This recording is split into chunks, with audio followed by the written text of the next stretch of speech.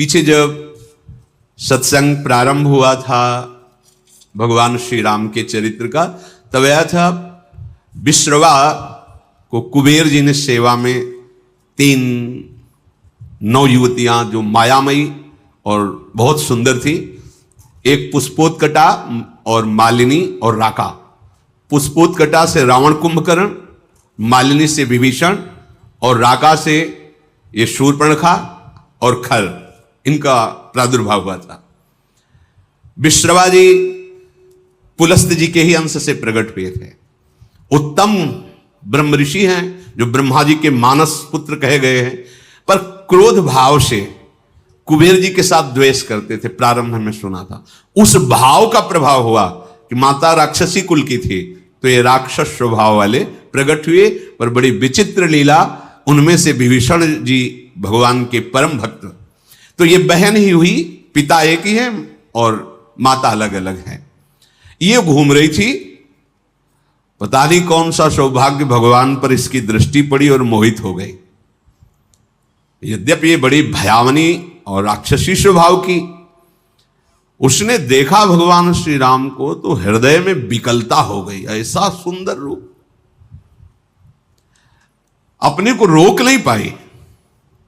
प्रणाम है भैया, भगवान के रूप में कौन नहीं मोहित हो जाएगा, प्रणाम है। पर भाव कुछ दूसरा है इसका आंतरिक। जैसे प्रेम तो गोपीजनों ने भी किया और प्रेम मथुरा की कुब्जा ने भी किया, पर जय जयकार कुब्जा की नहीं, गोपीजनों की थी। श्री कृष्ण सुखार्थ निष्काम प्रेम गोपीजनों के हृदय में है। और थोड़ा तो इसलिए श्री शुकाचार्य जी ने तो उसके लिए दुर्भगा शब्द का भी प्रयोग किया है कुब्जा के लिए। गोपीजनों की चरण रज तो बड़े बड़े महापुरुष बंधन करते हैं। प्रभु के रूप को देखकर कामाशक्त हो गई, वैसे फिर भी प्रणाम करने लगा योग्य है। कोई ऐसा है ही नहीं, जब काम स्वयं काम से युक्त हो जाए प्रभु को देख के, कोटि काम के मन को मोहित करने वाले प्रभु का रूप है। पर कुछ भाव कुछ दूसरा है। इसके पति का नाम विद्युत जुहा है। ये काल के राक्षस का प्रधानमंत्री है। रावण ने जब आक्रमण किया तो विद्युत जुहा ने, प्रधानमंत्री था, उसने कहा कि तुम्हारी जो ये इच्छा है कि संपूर्ण ऋषि मुनियों को नष्ट किया जाए और राक्षसी राज्य हो, इसमें हम सहयोग नहीं करेंगे। ये शूर्पणखा का पति था विद्युत जुहा। उसकी कोई आज्ञा का उल्लंघन कर दे बर्दाश्त नहीं था, तो रावण ने मार डाला था उसी दिन। अब जब पति को भी मार डाला तो उसके आगे किसका बस क्या है। तो रही थी अपने भाई खर के समीप ही पंचवटी में, पर सोच रही थी कभी ऐसा अवसर आएगा तो तेरा विनाश मेरे द्वारा ही होगा। तूने मेरे पति को मारा। वो राक्षस तो था विद्युत जुहा, पर धर्मयुक्त था। वो कहता ऐसा नहीं, आप ऋषि मुनियों को मारे, राक्षस राज साबित करे, इस पे हम आपका सहयोग नहीं करेंगे। तो मार डाला उसने, क्योंकि जो अपने स्वार्थ में अंधे होते वो रिश्ते नातों का सम्मान नहीं करते। अब ये स्त्री शरीर में थी तो राक्षसी, पर मन मारे बैठी थी कि कोई हमें ऐसा अक्षर दूषण तीसरा, ये सब अनुगामी थे रावण के, रावण की आज्ञा पे चलते थे। तो सोचा कि अगर इनसे भी जरा बोलेंगे तो ये हमें मार डालेंगे। रावण का विरोध कोई कर दे ऐसा है ही नहीं। त्रिभुवन में कोई नहीं था कि उसके खिलाफ कोई बोल सके। अंदर ही अंदर सोच रही कभी तो अवसर मिलेगा, जीवन व्यतीत करूंगी, लेकिन जिस दिन अवसर मिलेगा इसका नाश करवाऊंगी। आज अजान बाहु भगवान को देखकर उसको और सुना था कि इन्होंने ही सुबाहु आदि काम, मारीच को एक बाण मारा था तो बिना फण का 400 कोस दूर गिरा था, 100 योजन दूर गिरा था। ताड़का का वध किया, विराध का वध किया। उसको पता था, समझ गई कि कोई साधारण बलि ताड़का को नहीं मार सकता था, सुबाहु को नहीं मार सकता था, विराध को नहीं मार सकता था। इसका मतलब है महाबली हैं। एक बार इनसे मिलके देखती है। तो प्रभु से कह रही तुम सम पुरुष, क्योंकि आपने भी निश्चय किया है, निश्चरहीन मह करूं भुज उठाए प्रणकीन। और मेरा भी आंतरिक निश्चय है कि इसको बर्बाद करके छोड़ूंगी, जिसने हमारे सुहाग को उजाड़ा है। पर बोल नहीं सकती थी। सुंदर रूप धारण किया और भगवान के सामने गई और मुस्कुरा कर बोली तुम सम पुरुष नमो सम नारी, यह संजोग विधि रचा बिचारी। आपके जैसा पुरुष नहीं, मेरी जैसी नारी नहीं, बड़ा सुंदर संजोग है, स्वीकार कर लो महाराज। मम अनुरूप पुरुष जग माही, देखूं खोजी लोक तिहु नाही। ताते अब लगी रहूं कुमारी, मनुमाना कछु तुम्हीं निहारी। मेरे लायक तो आप ही हो, तीनों लोक में कोई नहीं है मेरी जोड़ का कि रावण का विनाश का संकल्प कर सके। आपने भी किया है और मैंने भी किया है, बड़ी गूढ़ भाषा है।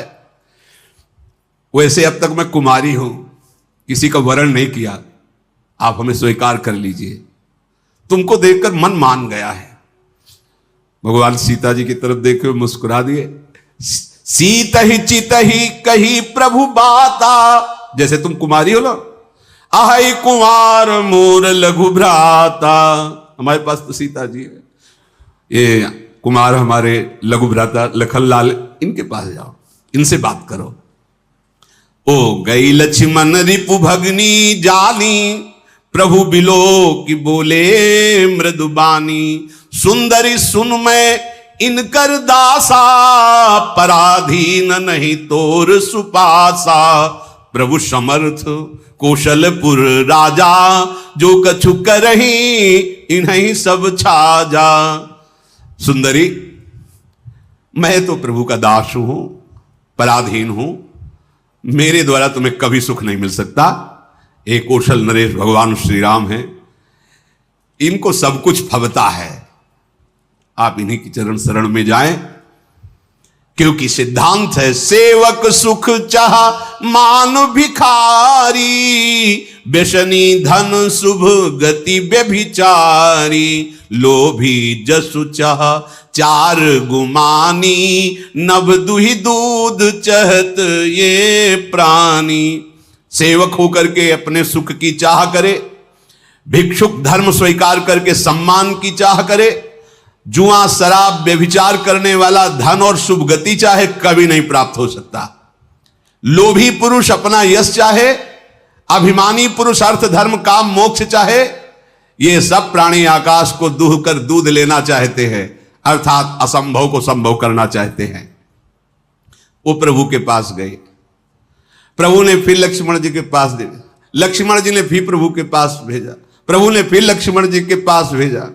लक्ष्मण जी ने कहा कि तुमको वही भरेगा जिसके एक इतनी भी लज्जा नहीं होगी। लक्ष्मण जी ने कहा, लक्ष्मण कहा तोई सो बरई, जो तृण तोरी लाज परिहरई। जिसने तृण तोड़ कर लाज का त्याग कर दिया, तेरी जैसे को वही वरण करेगा। अब तो सुंदर रूप त्याग कर आ गई शूर्पणखा के रूप में, भयानक रूप।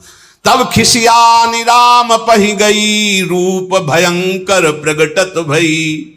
सीत ही सभय देखी रघुराई, कहा अनुज सन शयन बुझाई।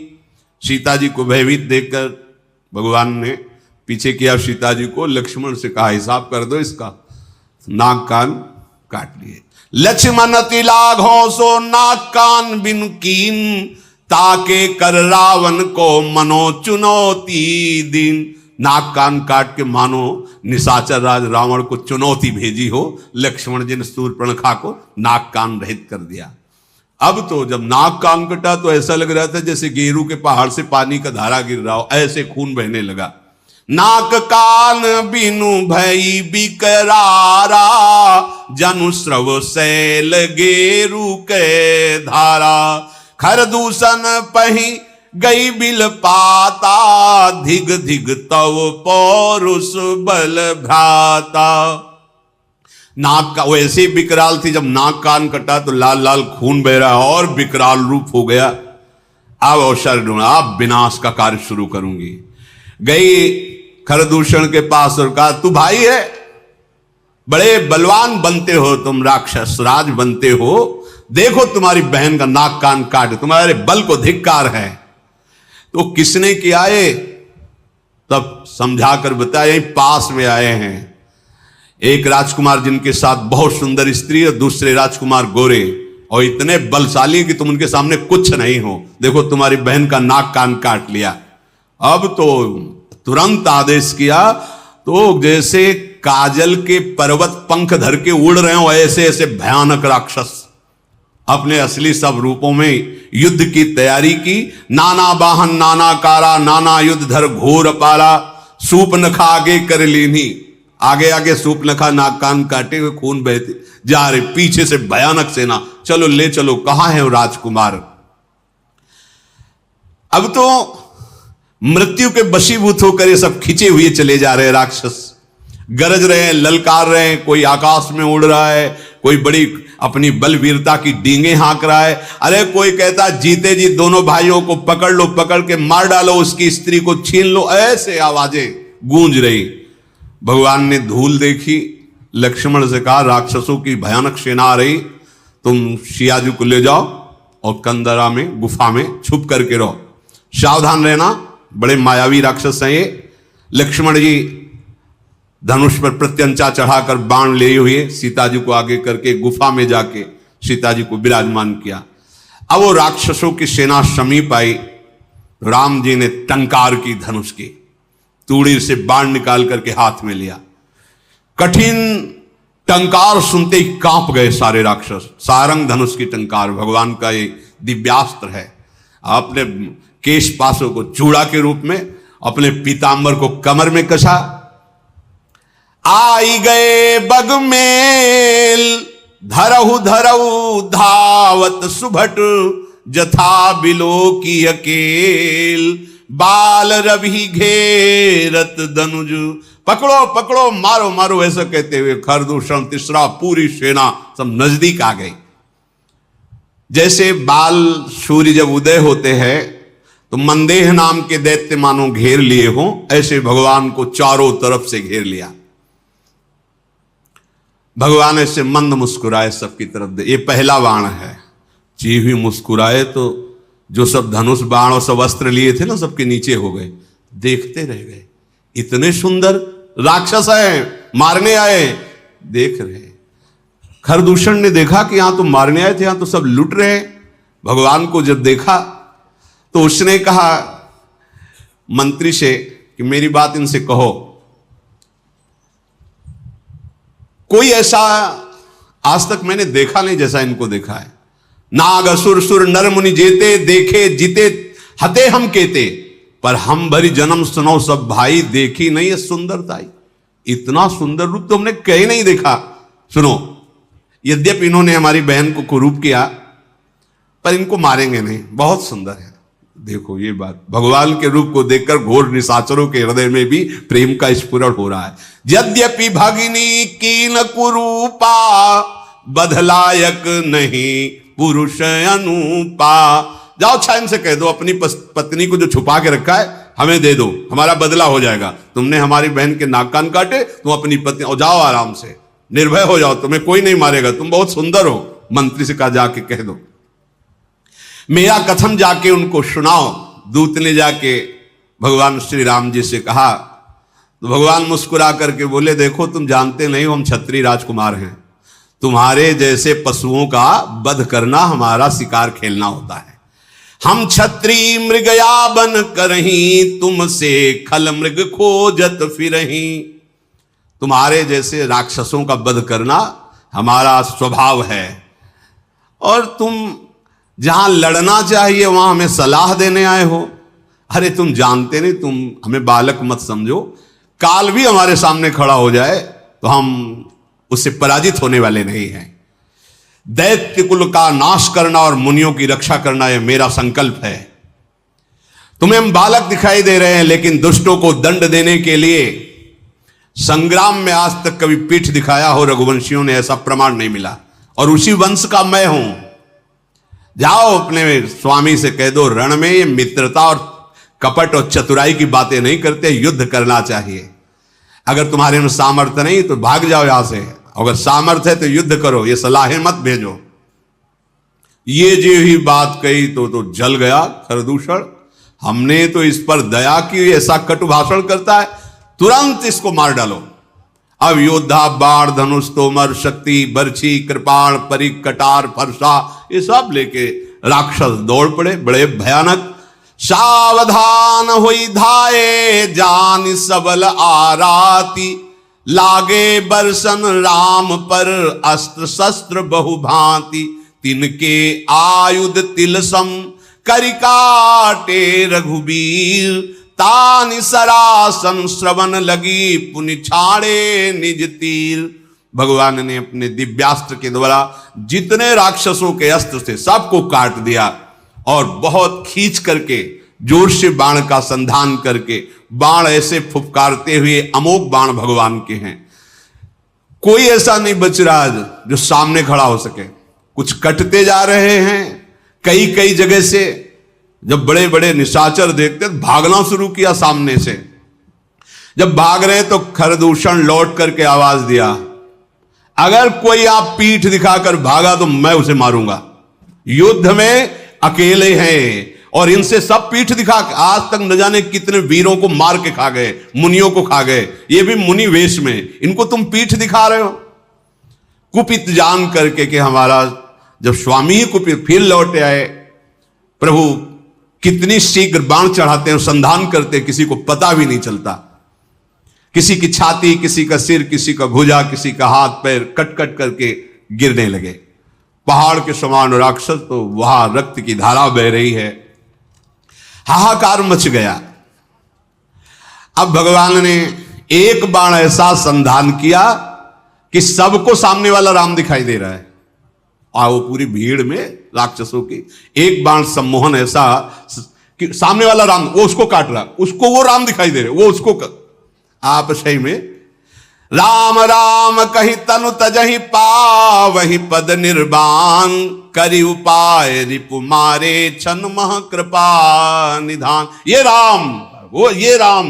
और कहा जा रहे हैं सब भगवान के धाम पहुंच रहे हैं, क्योंकि अंतिम में राम दर्शन और मुख से नाम, यही बड़े बड़े ऋषि जन मांगते हैं, जो ऋषियों को भी नहीं मिलता। वो घोर राक्षसों को भगवान जब अवतार लेते हैं तब वो लाभ प्राप्त हो जाता है।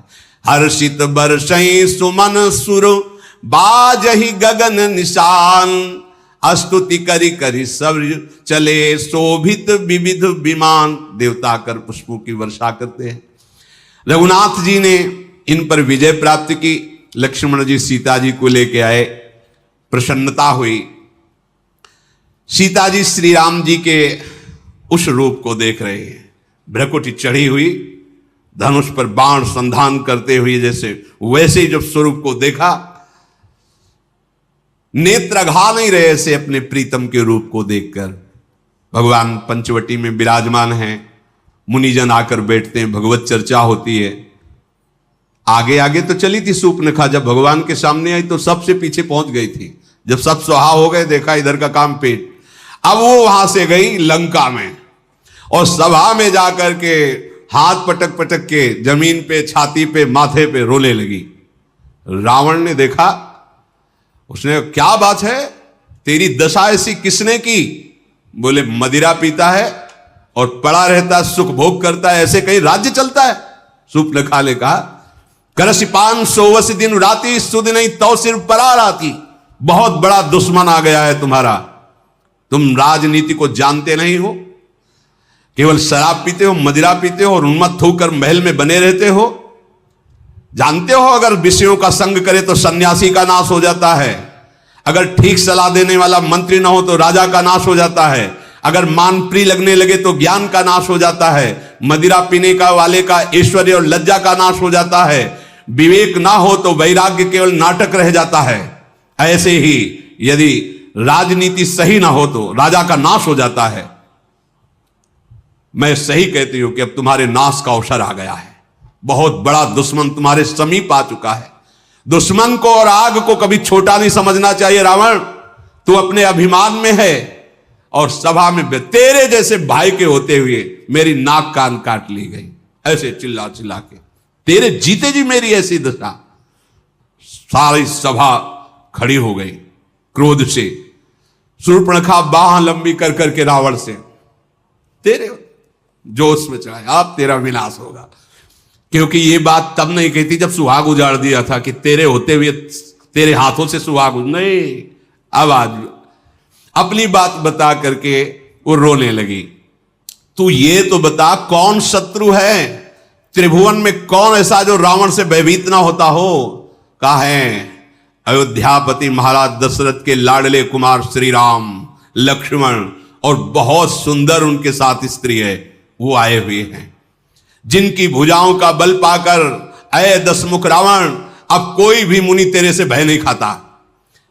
देखने में बालक है पर काल के भी वो महाकाल हैं, परम धीर श्रेष्ठ धनुर्धर, महान गुणों से युक्त, महान बल, अतुलित बल प्रताप, द्रोह भ्राता, खल बदरत सुर मुनि सुख दाता, शोभा धाम राम अस नामा, तिनके संग नारी एक श्यामा। दोनों भाई महान बलशाली, परम सुंदर, शोभा के धाम, नाकान कटे फिर भी कह रही परम सुंदर है वो, दुष्टों का वध करने में समर्थ है, शांत भक्त, देवता मुनि इनको सुख देने वाले हैं, उनका नाम है राम। उनके साथ बहुत सुंदर नवयुवती है। विधाता ने ऐसी स्त्री तो त्रिभुवन में बनाई ही नहीं है जैसी स्त्री है। 100 करोड़ कामदेव भी न्यौछावर हैं ऐसा सुंदर स्वरूप राम जी का, तो 100 करोड़ रति भी न्यौछावर हैं ऐसा सुंदर स्वरूप उस युवती का। उन्हीं के छोटे भाई गोरे भाई लखन जी ने मेरी ये दुर्दशा की है। और जब मैं ये बात खरदूषण से कही तो पूरी सेना सहित वहां गए, खरदूषण, तिसरा, इन सब को काट के फेंक दिया, कोई नहीं बचा। शूर्पणखा की बात सुनकर रावण के माथे पे पसीना आ गया। उसने कहा कि सुर नर असुर नाग खगमाही, मोरे अनुचर कहां को नाही, खरदूषण मोहिसम बलवंता, मार सके को बिन भगवंता। ऐसा कैसे हो सकता है? खरदूषण तिसरा को कोई मार सके, ये तो केवल भगवान ही मार सकते हैं, दूसरा कोई मार ही नहीं सकता।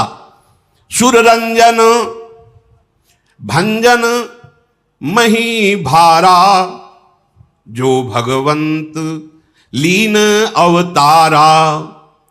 ये कोई साधारण ज्ञानी भी नहीं है, भगवान शिव का ये महान अनन्य भक्त है। अब स्वभाव में राक्षसी प्रवृत्ति है।